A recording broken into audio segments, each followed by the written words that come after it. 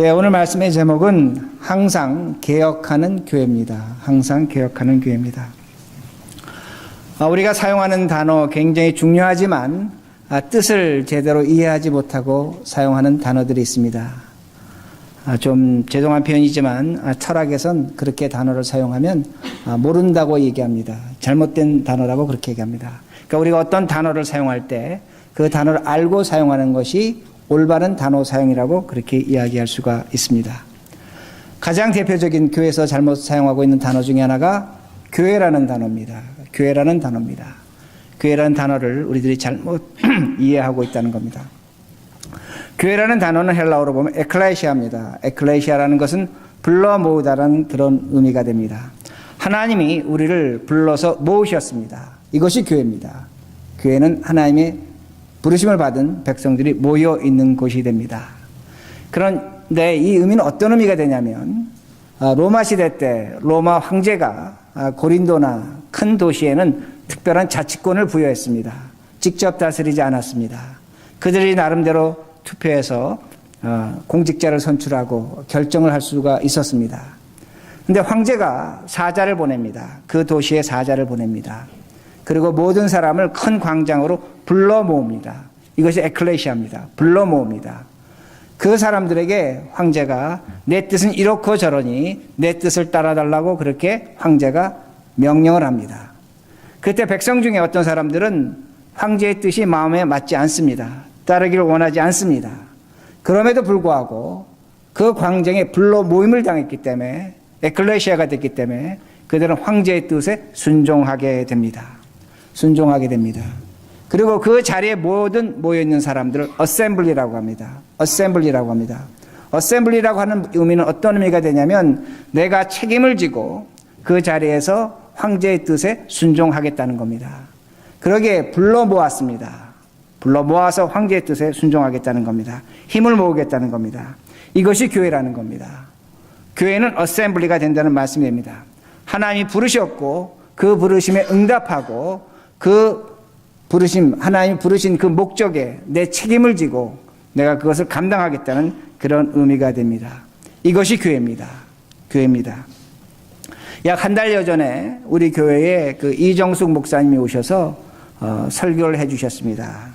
그때 설교하시면서 페루페트라의 그 순교에 대해서 말씀을 해 주셨습니다. 페루페트라는 우리는 신자로 생각합니다. 그런데 엄밀한 의미에서 신자가 아닙니다. 그 여자는 예비신자입니다. 예비신자입니다. 예비신자라는 것은 세례 받기 전에 신자입니다. 당시 교회는 성찬을 받지 못하면 신자로서의 역할을 하지 못했습니다. 세례 받기 전입니다. 엄밀한 의미에서 교인이 아닙니다.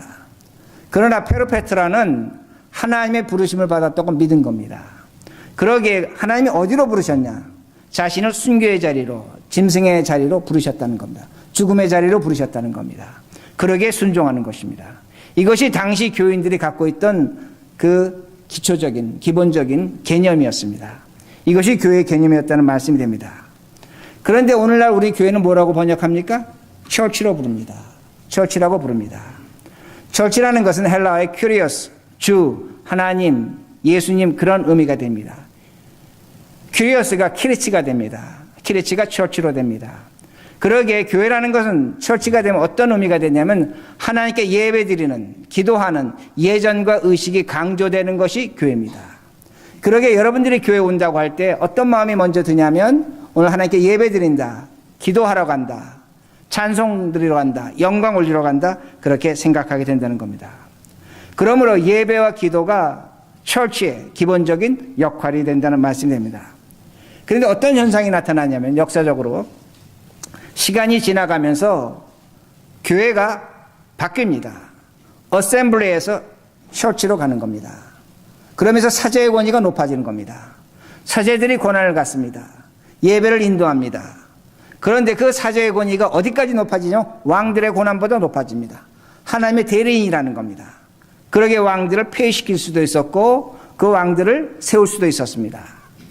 그러기에 당시 그 중세시대 때 그 사제들은 왕이나 평신도를 위해서 축복 기도하면 그들이 하나님의 대리인이기 때문에 하나님께서 왕이나 그 평신도를 축복한다고 믿었습니다. 그 사제들이 왕이나 그 백성들, 평신도들을 저주하면 하나님이 그들을 저주한다고 그렇게 믿었다는 겁니다. 왜 그러냐면 성경을 갖지 못했습니다. 성경이 주어지지 않았다는 겁니다. 그러기에 캐톨릭 교회는 태어나서 죽을 때까지 7가지 예전만 지키면 구원을 받는다고 확신을 했습니다. 교회가 구원의 기간이라는 겁니다. 교회가 구원을 이룰 수 있다는 것입니다. 이것이 바로 캐톨릭 교회가, 처치가 갖고 있는 중요한 그런 신학적인 의미였습니다. 그러나 우리의 신앙의 선배들은 교회를 개혁했습니다. 바꿔버렸습니다. 어떻게 개혁을 했냐면 예배를 드리는데 우리 모두 만인 대제사장이라는 겁니다. 하나님께 예배 드릴 수 있다는 겁니다. 나 혼자 예배 드릴 수 있다는 겁니다. 기도를 하지만 어떤 중보자를 놓고 기도하는 것이 아니라 하나님께 직접 기도할 수 있다는 겁니다. 내 죄를 용서받지만 신부를 두고 고해 성사에서 용서를 받는 것이 아니라 하나님께, 예수님께 직접 기도하며 용서받을 수 있다는 겁니다. 성찬도 마찬가지였습니다. 지금도 마찬가지지만 성찬은 신부들은 떡과 잔을 동시에 받습니다. 교인들은 떡만 받습니다. 잘못됐다는 겁니다. 그러기에 우리 개신교는 개혁을 했습니다. 우리 모두 떡과 잔을 똑같이 먹고 마십니다. 우리 개신교는 처치에서 어셈블리로 개혁했다는 겁니다. 우리는 어셈블리 정신을 갖고 있는 겁니다. 그러기에 여러분들이 교회를 이해하실 때 어셈블리라는 그 개념을 갖고 있지 않으시면 신앙생활이 굉장히 혼란스러워질 수밖에 없다는 겁니다. 그런데 제가 오늘 말씀드리고 싶은 건 뭐냐면 오늘날 우리 개신교가 캐톨릭보다 타락했다는 겁니다. 전 이걸 말씀드리는 겁니다. 교회가 타락했다는 겁니다. 그러기에 사도 바울이 디모데 후서 4장 3절에서 이렇게 말합니다. 오늘날 신자들은 바른 교훈, 건전한 가르침을 싫어한다고 말합니다. 예수 그리스도의 십자가와 그로 주어질 영원한 생명과 하늘나라에 대한 복음엔 관심이 없다는 겁니다. 그리고 그들은 귀가 가려워서 자신의 귀를 만족시키려고 귀를 즐겁게 해줄 거짓 선생을 찾아간다고 그렇게 사도 바울은 예언을 했습니다. 오늘날 우리들의 모습이라는 겁니다. 오늘날 우리들은 어떤 것에 아멘하냐면 하나님이 우리를 지켜주십니다. 보호해 주십니다. 돌봐주십니다. 책임져 주십니다. 물론 아멘해야 됩니다. 분명히 아멘해야 됩니다. 그러나 예수 그리스도가 십자가의 죽으심과 고난에 대해서, 십자가의 사건에 대해서, 오늘도 그 십자가 나의 십자가라는 것에 대해서는 아멘하지 않습니다. 그건 고통스럽다는 겁니다. 짐질 수 없다는 겁니다. 위로가 되지 않는다는 겁니다. 그건 나와 상관이 없다는 겁니다. 분명히 하나님은 예수 그리스도를 통해서 지옥과 천국의 심판을 두셨습니다. 우리는 지옥과 천국에 대해서 관심이 없습니다. 죽음 위의 사건이지 나하고 상관이 없다고 그렇게 생각한다는 말씀이 됩니다. 그러기에 달콤한 말에 속아 넘어갑니다. 위로하는 것에 속아 넘어갑니다. 좋은 것에 속아 넘어갑니다. 그러나 성경 우리에게 분명히 요구합니다. 책임을 지고 살라는 겁니다. 처치도 좋지만 어셈블리가 되어야 된다는 겁니다. 오늘 내 삶 속에서 그리스도의 모습이 나타나고 십자가의 영광이 나타나야 된다는 것을 분명히 우리에게 가르쳐주고 있습니다. 이것이 개혁이라는 겁니다. 그렇게 다시 한번 우리가 살아야 된다는 겁니다. 오늘 성경은 오늘 우리에게 이 개혁의 말씀을 분명하게 뚜렷하게 보여줍니다. 여러분 이사야서를 보면 한 가지 놀라운 사실을 발견합니다. 안식일에 대해서 1장 3절에 한 번 나옵니다.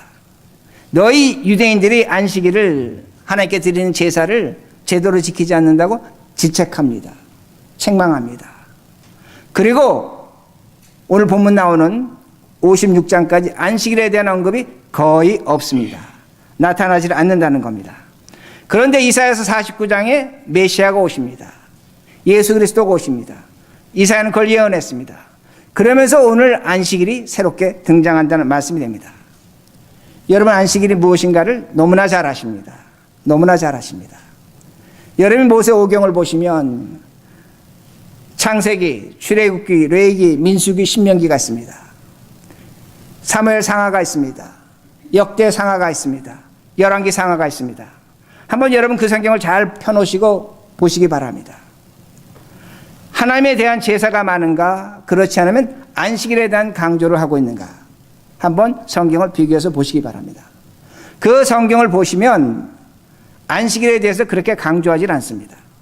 무엇을 강조하고 있냐면 하나님에 대한 제사를 강조합니다. 왜냐하면 모세가 하나님으로부터 율법을 받았습니다. 성막 짓는 법을 배웠습니다. 제사 드리는 법을 배웠습니다. 제사장을 세웠습니다. 그리고 솔로몬이 성전을 세웠습니다. 제가 좀 전에 말씀드린 성경을 보면 성전의 제사가 많이 강조됩니다. 그 대신 안식일은 거룩한 날이요 쉬는 날이라고 그렇게 강조하고 있을 뿐입니다. 근데 유대인들이 바벨론의 포로로 끌려갔습니다. 포로로 끌려가면서 성전이 파괴됐습니다. 70년 동안 제사를 드리지 못했습니다. 바벨론 포로에서 돌아왔지만 20년 동안 성전을 제대로 짓지를 못했습니다. 거의 90년 동안 성전에서 제사를 드리지 못했습니다. 번제를 드리지 못했습니다. 화제를 드리지 못했습니다. 하나님의 용서를 받지 못했다는 겁니다. 그러게 바벨론 포로 이후에 보면 성전의 제사가 약화됩니다. 사라집니다. 없어집니다. 그리고 무엇이 등장하냐면 안식일의 중요성이 등장한다는 말씀이 됩니다. 바벨론 포로 사건 이후로 안식일과 성전의 제사가 분기점이 나타납니다. 다시 말씀드리지만 바벨론 포로 이후에 안식일의 중요성이 나타난다는 말씀이 됩니다. 어떻게 나타나냐면 바벨론 포로 이후에 유대인들이 성전에 가서 제사를 드리지 못하니까 안식일 날 모입니다. 모여서 성경을 읽었습니다. 토라를 읽었습니다. 토라를 읽다 보니까 너무나 어려운 겁니다. 누군가 해석을 해줘야 됩니다. 그래서 랍비가 나오는 겁니다. 랍비가 성경을 해석해 줬습니다. 랍비가 성경을 해석해 주니까 그럼 우리가 그 말씀대로 살아야겠구나 하면서 누가 나오냐? 바리새인이 나오는 겁니다. 그리고 이렇게 성전을 운영해야 됩니다. 운영하다 보니까 운영을 책임질 사람이 나와야 됩니다. 장로들이 나오는 겁니다. 회당장이 나오는 겁니다. 그리고 성경을 매일 읽어야 됩니다. 읽다 보니까 당신 인쇄할 수가 없었습니다. 누군가 써야 됩니다. 누가 썼습니까? 서기관이 쓴 겁니다. 그래서 서기관이 나온다는 겁니다. 그러면서 교회에 당시의 안식일 그 회당에 여러 가지 직책이 나타나는 것을 분명히 우리들이 볼 수가 있습니다. 포로 이후에 이렇게 나타났다는 겁니다. 과거에도 안식일을 지켰습니다. 안식일을 지켰지만 과거에는 회당장이 없었습니다. 서기관이 없었습니다. 바리새인이 없었습니다. 랍비가 없었다는 겁니다. 새로운 사람들이 안식일을 통해서 등장했다는 말씀입니다. 제가 왜 이렇게 길게 설명을 드리냐면 오늘 이사야서는 안식일에 대해서 말씀하는 겁니다. 안식일을 지금 어떻게 메시아가 개혁하고 있는가 합니다. 3절을 먼저 보시기 바랍니다. 어떻게 개혁하는가? 3절 성경을 펴셔야 됩니다. 여호와께서 연합한 이방인은 말하기를 여호와께서 나를 그의 백성 중에서 반드시 갈라내시리라 하지 말며 고자도 말하기를 나는 마른 나무라 하지 말라. 안식일에 지금 뭐라고 얘기하고 있냐면 이방인들이 예배를 드리겠다는 겁니다. 그리고 고자가 있습니다. 고자는 신명기 32장 1절에 보면 하나님의 총회에 들어가지 못합니다. 이방인도 하나님께 제사를 드릴 수가 없습니다. 그런데 지금 성경이 뭘 가르쳐주고 있냐면 그 안식일 날 이방인들이 고자들이 하나님 앞에 나아갈 수 있다는 겁니다. 나를 갈라내지 말라는 겁니다. 만날 수 없는 사람들이 지금 하나님을 만날 수 있다고 성경은 가르쳐줍니다. 4절 여호와께서 이와 같이 말씀하시기를 나의 안식일을 지키며 내가 기뻐하는 일을 선택하며 나의 언약을 굳게 잡는 고자들에게는 고자들의 안식일을 지킵니다. 누굽니까? 우리들입니다. 예수 그리스도와 관계없었던 이방인들입니다. 하나님을 알지 못하던 사람들입니다. 그런데 그들이 안식일 날 하나님께 예배를 드릴 수 있고 그 하나님을 찾을 수 있다고 분명히 말씀합니다. 우리는 과거에 하나님의 생명이 없었습니다. 하나님이 우리를 선택하지 않았습니다. 그러나 안식일을 통해서 이방인들을 고자들을 우리들을 선택하신다고 분명히 말씀합니다. 어디까지 선택하십니까? 얼마나 선택하시는가? 5절입니다. 내가 내 집에서 내 성 안에서 아들이나 딸보다 나은 기념물과 이름을 그들에게 주며 영원한 이름을 주며 끊어지지 아니하게 할 것이며 영원한 이름을 준다고 말씀합니다. 성경에서 영원한 이름이라는 건 자식을 준다는 겁니다. 근데 고자가 자식을 낳습니까? 못 낳습니까? 못 낳죠. 낳을 수가 없습니다.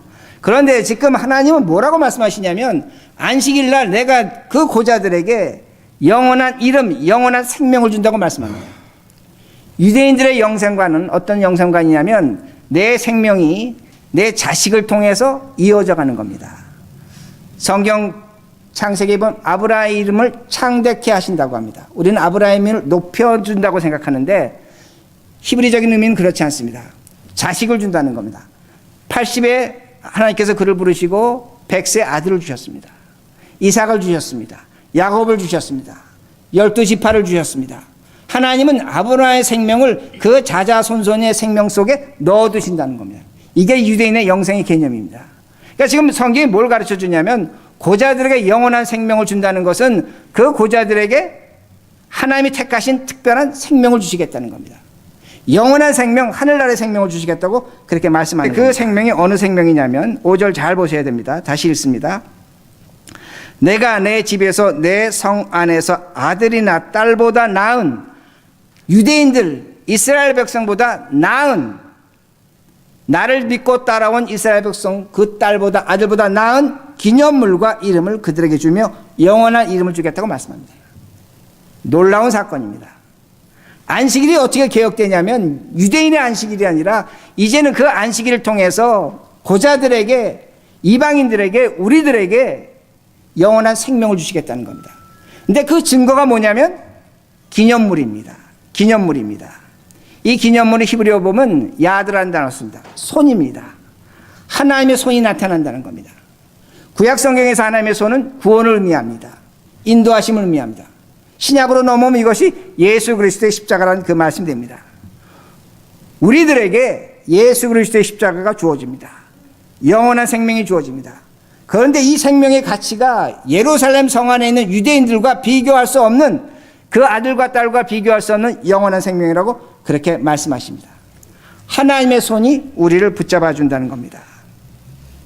자, 이렇게 하나님의 손을 한번 예화를 들겠습니다. 여러분 닥터 지바고 영화를 보셨을 겁니다. 그 지바고의 이복 동생이 장군입니다.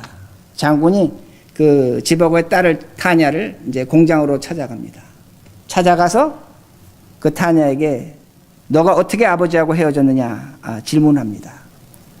그때 타냐가 혁명 중에 뭐 불이 나고 사람은 죽어가고 그러다 보니까 아버지 손을 놓쳤다고 그렇게 말합니다. 그래서 장군이 이렇게 질문합니다. 다그칩니다. 자세히 설명을 하는 겁니다. 타냐가 이렇게 설명합니다. 아버지가 먼저 내 손을 놓고 앞으로 달려갔다는 겁니다. 그래서 아버지를 잃어버렸다는 겁니다. 장군이 말합니다. 그 사람은 네 아버지가 아니라는 겁니다. 네 아버지는 닥터 지바고라는 겁니다.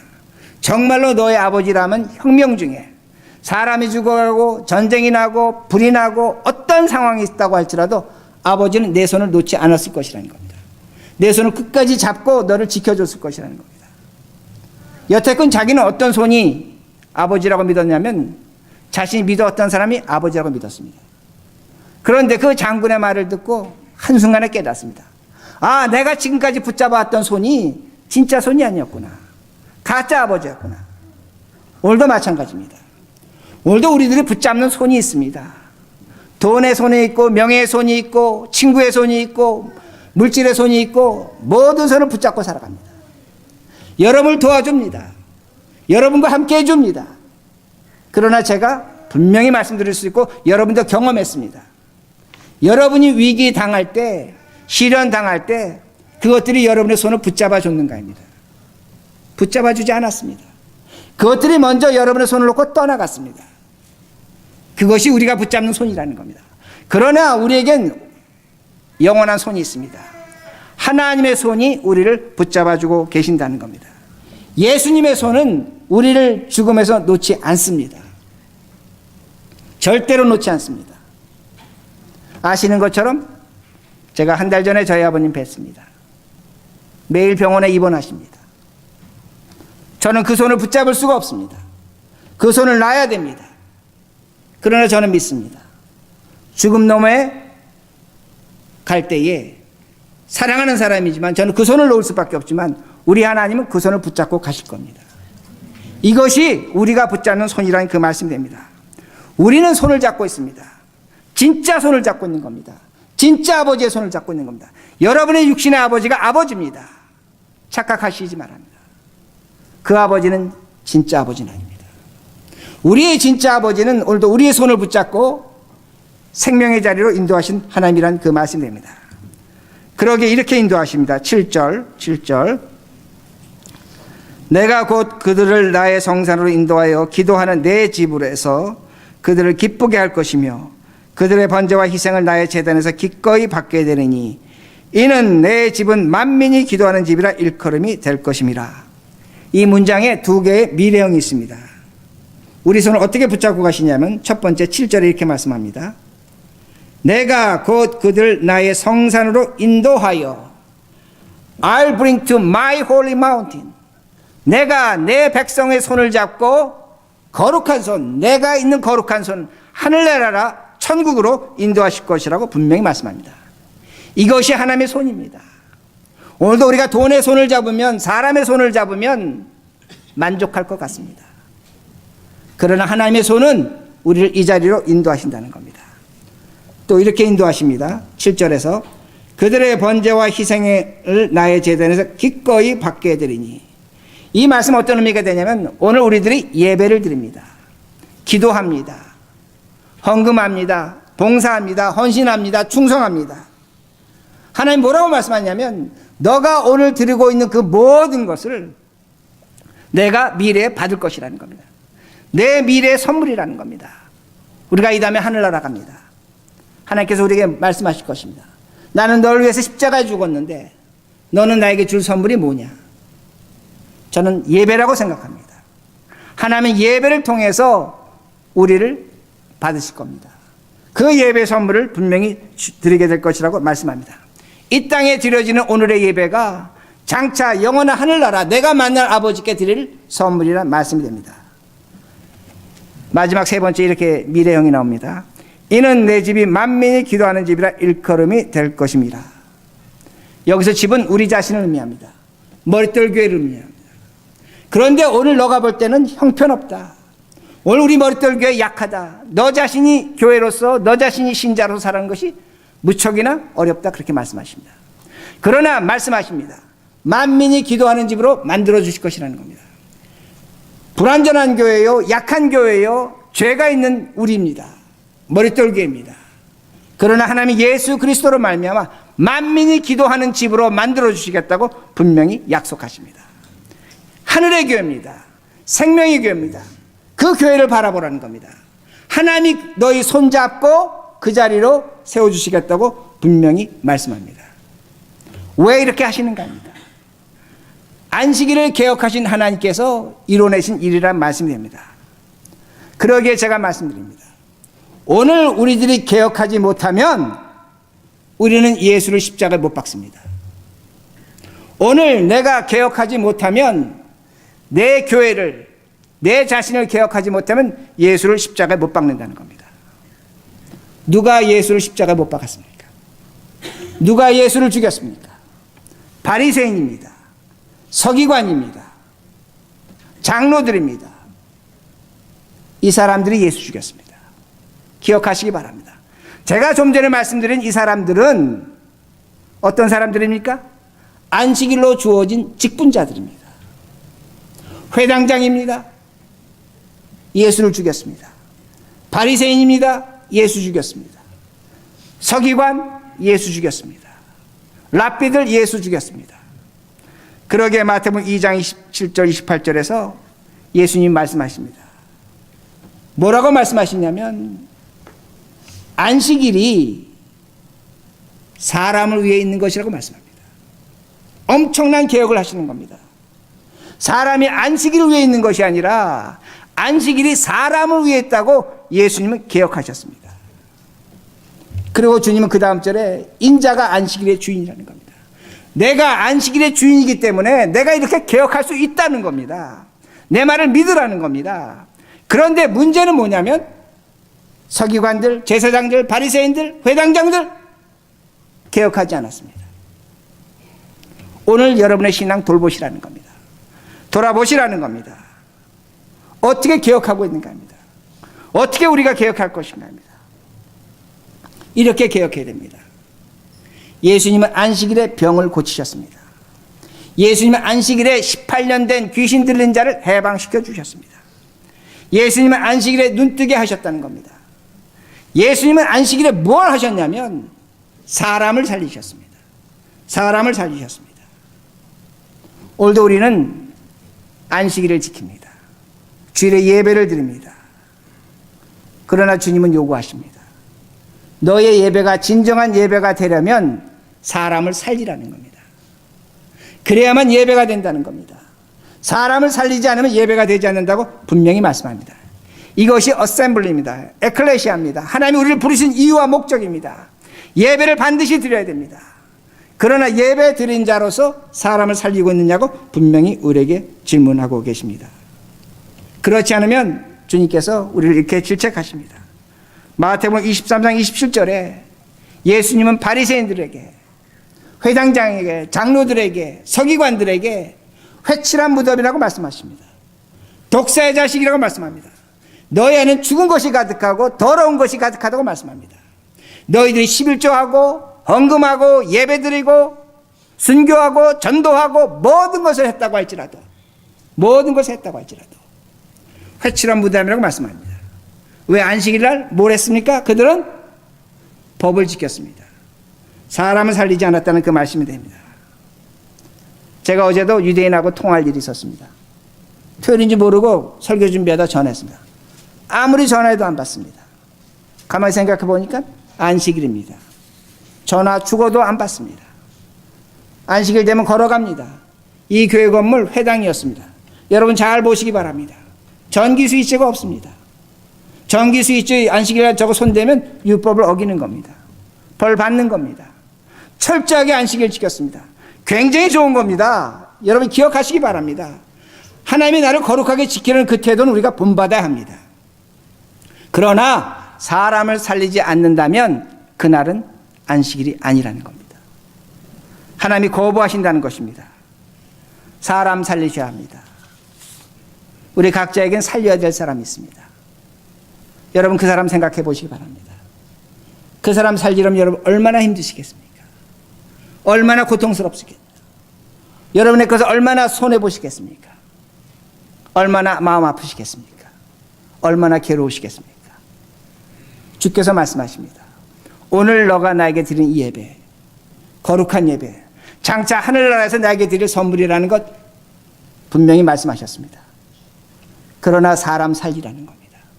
사람 살리고 예배 드릴 때 이 예배가 나의 선물이라고 분명히 말씀하십니다. 이것이 어셈블리입니다. 이것이 에클레시아입니다. 하나님의 부르심에 응답하는 자의 모습이 됩니다. 부족하지만 연약하지만 이 부르심에 응답하며 예배 드리시고 살아가시는 우리 모두가 되길 바랍니다.